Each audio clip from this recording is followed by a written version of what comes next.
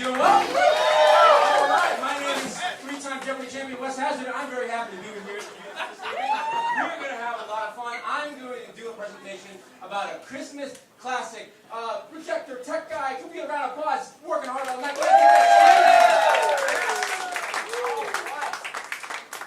So, I have been up for 54 hours, and I have watched what I'm about to talk to you about 7 times in the last week alone, and roughly about once a year for the last 26 years. So, here we go. Home Alone 2, Farce in New York. Round of applause for Home Alone. You guys excited? Yeah! All right. Now, just so I know what I'm working with, round of applause if you have never seen either Home Alone 1 or Home Alone 2. Like, if you're a total virgin, you've never seen either one.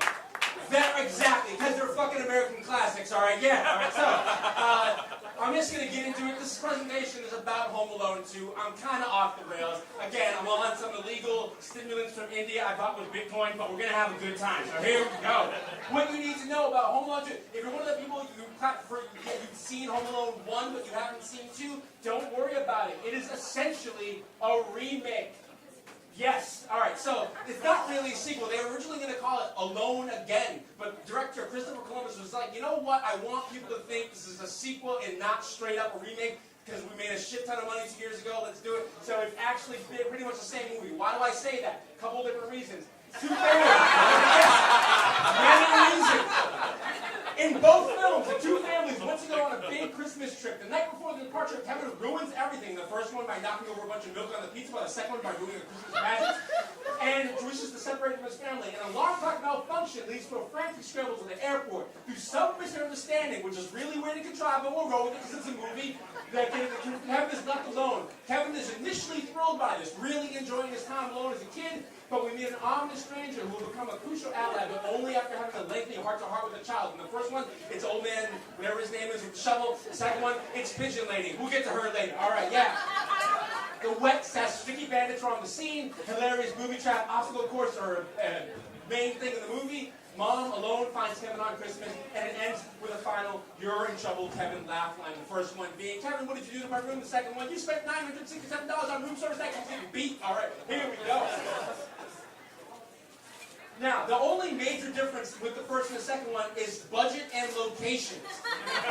The location of the movie itself, the main part goes way, way up in the second one. They go from suburban Chicago to New York City. It's amazing. But the family vacation gets way shittier, all right? In the first movie, the family's going to Paris. In the second movie, which is in the movie time 1 year later, they are going to Florida. If that's not the biggest fall off of all time, I don't know what the hell is. All right, like, yeah. Eiffel Tower, swamp, but they wear them. All right. Uncle Frank, let's talk about him. He's weird, all right? Both movies.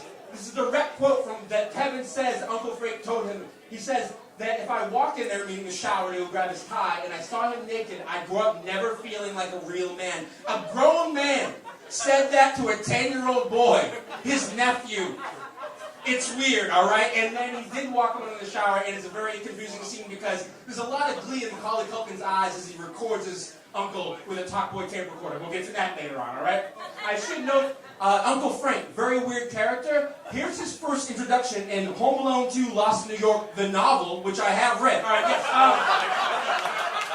yes. It does exist. I've read it twice. I've written a Goodreads review about it. The movie was better. Okay, yeah. Here's the first introduction to Uncle Frank. Now, a chubby bald man with bad posture came into the room. His name was Frank, and he was Fuller's father. That day, he had driven his family from Ohio to Oak Park so that the McAllister clan could all travel together from O'Hare Airport the next morning. Hey, Frank said, waving a copy of the local newspapers in the crowd on the stairs. Remember those robbers Kevin caught last Christmas? They just escaped from prison. Yeah, that's a plot point. That actually happened. These guys that Kevin McAllister the year before put away for a long, long time after trying to murder them for 87 minutes, like, they got out of jail and the cops didn't say shit, all right? Like, don't you think the cops should call up the McAllisters like, hey, the people in the world who have the most incentive to kill your 10-year-old boy, they're free now. Like, what? Like, didn't happen at all. That's weird, all right? Shout out to Big Pete, all right? Big Pete was in both of these movies, doesn't have a single talking line, but he's in there from the adventures of Pete and Pete, which brings me to my next question for you, the audience. Poll, in terms of general mischief and using their wits to get out of a situation, do you vote for Little Pete from the Adventures of Pete and Pete or Kevin McAllister. Round of applause if you're riding for Little Pete. Okay. Round of applause for Kevin McAllister. It's a Christmas, thing. It's only, but all right. Round of applause. Who would you rather have a beer with, Little Pete or Kevin McAllister? As a person, Kevin McAllister can go fuck himself. All right, he's an awful, awful human being. All right. The Talkboy tape recorder is the bedrock of the entire film. You guys remember the Talkboy? Yes, it's basically a tape recorder that allows you to slow but not speed up your voice on it. It is responsible for literally 80% of the plot of this movie. It does nothing in this movie happens without a Talkboy. All right.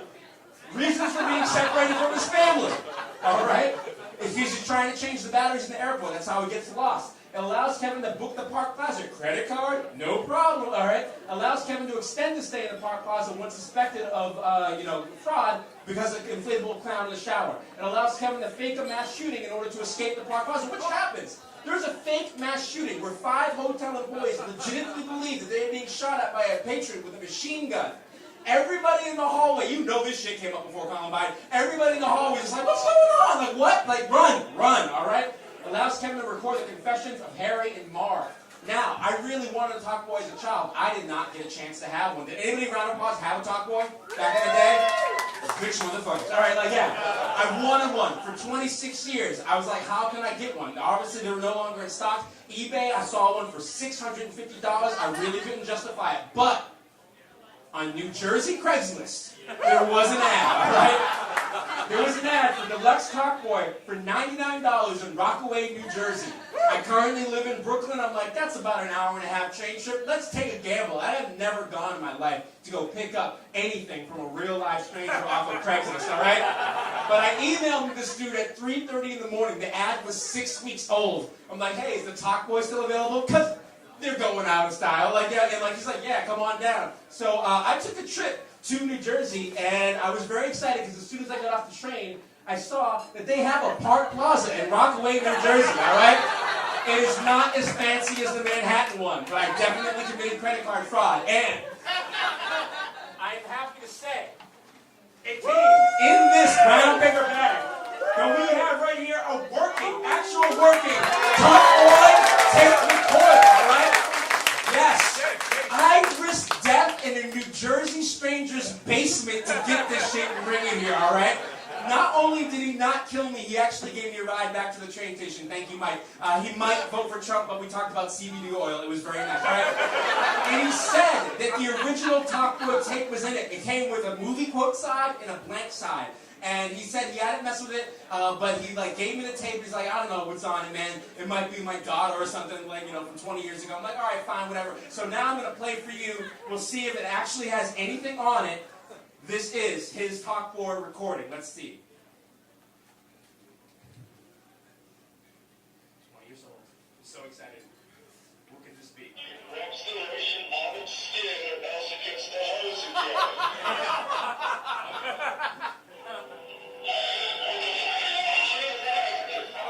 We don't need to hear any more of that. Put the lotion on its skin. Okay, fantastic. I have this tape and the evidence. I think I'm going to die. All right, and we have 1 minute, and this is like a third of this presentation, so I'm just going to breeze through. All right, first of all, this family, I don't care how pre-9/11 or how white you are, nobody with a 14-person party gets through O'Hare Airport in 37 seconds. It just doesn't happen, right? Everybody on this flight got tased, okay? Ali Sheedy. The entire movie doesn't need to exist. All Kevin ever has to do for this entire movie is go to the police. And Ali Sheedy asks him, are you okay? And he says, I'm fine. Movie could have ended right there. Literally, at any time, there's a very interesting heartfelt two-shot where Kevin is looking out a window at the same time as his mom is, and they're like, what can we do? Kevin, pick up a fucking phone. You know your parents' phone number. Just do it, all right? We have, what's up? That guy, he's in it, yeah. We all know, this is probably the biggest piece of trivia from the movie. Donald Trump does make an appearance. Kevin asks him where he can go to the check-in, and Donald Trump says down the hall and to the left. Probably the only time in his life he's ever told somebody to go to the left. Hey-yo, yeah! This is a character analysis of Harry and Marv. Harry is Joe Pesci. If Marv catches Kevin, he'll probably live. He might hurt him, but he'll live. no doubt. Harry is definitely killing Kevin McAllister. How do I know? He beat a pigeon with a newspaper, all right? This is not CGI. A pigeon literally got hit by this man on film. It's amazing. Also, speaking of violence, Catherine O'Hara, Kevin's mom, delivers the greatest slap of all time to Tim Curry. He starts like crying afterwards. It's amazing. There are exactly 6 black people with speaking roles in this film, all right? I counted. One is the airline attendant. The other is a guy talking to Tim Curry, asking for directions to Columbus Circle. The other one is a woman who literally gets pushed out of the way by the criminals and just says, "Ah!" There's a guy selling fake beans on the street, and there's 2 cops. That's it. This is the last time I rooted for cops in a movie. It was Home Alone 2, all right? And I know white privilege. I'm aware of it. But do you know how white you have to be to have that I want to speak to the manager haircut, and you can use a police officer's cruiser as a cab? At one point, his mom just says, "I need to go to Rockefeller Center," and the cop's like, "Jump on in." What? All right, I love it.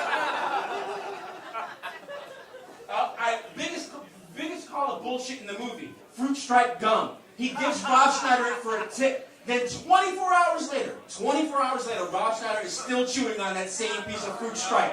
That shit lasts 37 seconds at best, all right? Bullshit. I want to say the main difference between the book and the movie is that the book has 100% more male nudity in it, all right? Adult male nudity. As we've discussed, Uncle Frank. There's a throwaway shot when Kevin jumps into the pool after a belly flop and he loses his drawers. And then there's a bunch of old men sitting by the pool next to him and they just smile. It's kind of weird, but you know, whatever, it's a movie. And then you read the book, and there's an entire section where Kevin goes into a steam room and initiates a conversation with these 2 men and does not realize until a wind parts the steam that they are naked and he sees man dick. Alright, like that, what? That happened, it's a real thing. Also, Kevin, Me Too moment. He gets out of trouble by grabbing an ass, all right? He escapes from the burglars. He grabs a woman's ass, and she, thinking that it was Marv, slaps him and then Harry, and that's how he gets away. And I want to say, I know he's just a kid, but that definitely planted some Me Too seeds, all right? Like, he learned at a very young age that if I want to get out of trouble and make people laugh, grab that booty. Like what? More like Kevin McCavanaugh. Just saying, it's weird. And lastly, Pigeon Lady. What's her name?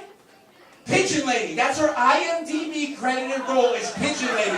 She only appears in the book as Pigeon Lady, and she forges a friendship with Kevin, but then he doesn't feed her or give her a home or anything, even though she saved his life and is presumably still living in Central Park. And lastly, if you want to know what Kevin and Buzz look like now, that's it. You guys have been absolutely fantastic. I'm Wes Hackett. Thank you.